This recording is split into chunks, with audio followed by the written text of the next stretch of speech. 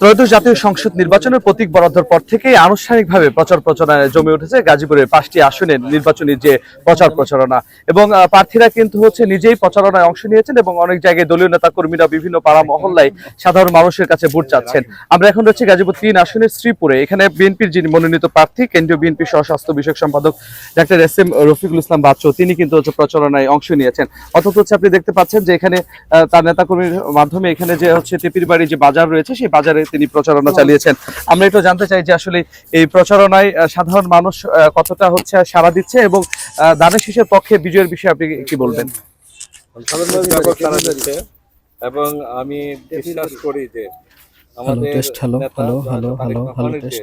মানে 31 দফা দিয়েছেন জাতীয় পুনর্গঠনের, এই 31 দফার প্রতি সমর্থনের কারণে কিন্তু আজকে জনগণের মধ্যে ব্যবস্থা করেছে এবং আমি বিশ্বাস করি যে ধানের শীষ বিজয়ী হবে এবং এটা বিপুল সংখ্যাগরিষ্ঠ আসন নিয়ে ধানের শীষ সরকার গঠন করবে ইনশাআল্লাহ। জি, সাধারণ মানুষ মানে এই পরিবর্তনকে কিভাবে দেখছে আপনি মনে করছেন? মানুষ তো পরিবর্তনের পক্ষে, সংস্কারের পক্ষে, 31 দফার পক্ষে, স্বাধীনতার পক্ষে, সার্বভৌমত্বের পক্ষে, মুক্তিযুদ্ধের পক্ষে মানুষের মধ্যে ব্যাপক সাড়া পড়েছে।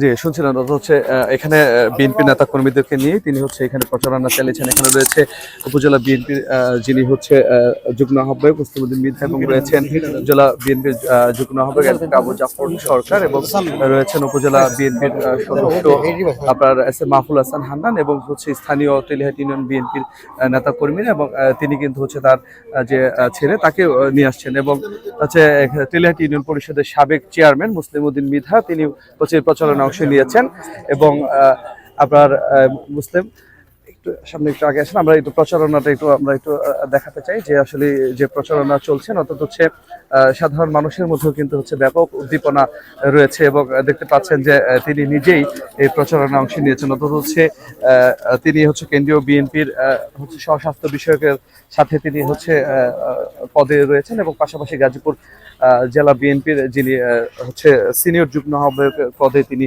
রয়েছেন। অর্থাৎ সাধারণ মানুষের মধ্যে আলাদা একটা উদ্দীপনা কাজ করছে যে উনি নির্বাচনী মাঠে নিজেই এসে উপস্থিত হয়েছেন। সাধারণ মানুষের মধ্যে এক ধরনের অন্যরকম একটা উদ্দীপনা রয়েছে। অর্থাৎ প্রতীক বরাদ্দের পর থেকে যে আনুষ্ঠানিক প্রচারণা রয়েছে সেই আনুষ্ঠানিক প্রচারণার পর থেকে কিন্তু বিভিন্ন ওয়ার্ডে এবং পাড়া মহল্লায় কিন্তু বিএনপি নেতা কর্মীরা কিন্তু প্রচারণা চালাচ্ছেন।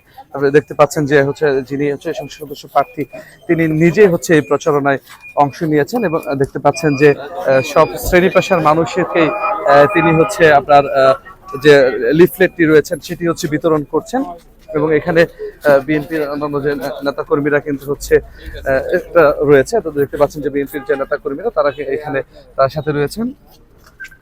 দেখতে পাচ্ছেন যে এই বিভিন্ন পর্যায়ে যে নেতা কর্মীরা তারা এখানে উপস্থিত হয়েছেন এবং সেটি আপনাদেরকে আমরা দেখানোর চেষ্টা করছি। দেখতে পাচ্ছেন যে যে নেতা কর্মীরা তারা এখানে রয়েছেন এবং তারা এই নির্বাচনী প্রচারণার মধ্য দিয়ে কিন্তু আপনার আনুষ্ঠানিকভাবে তিনি যুক্ত হলেন নির্বাচনী প্রচারণা। আমরা সেটি দেখানোর চেষ্টা করছি। অর্থাৎ সাধারণ মানুষের মধ্যে দেখতে পাচ্ছেন অর্থাৎ নির্বাচনী যে প্রচার প্রচারণা জমে উঠেছে সেটির অংশ হিসেবে কিন্তু তিনি এখন এই গণসংযোগে অংশ নিলেন এই বাজারে। এই ছিল আমার কাছে সর্বশেষ।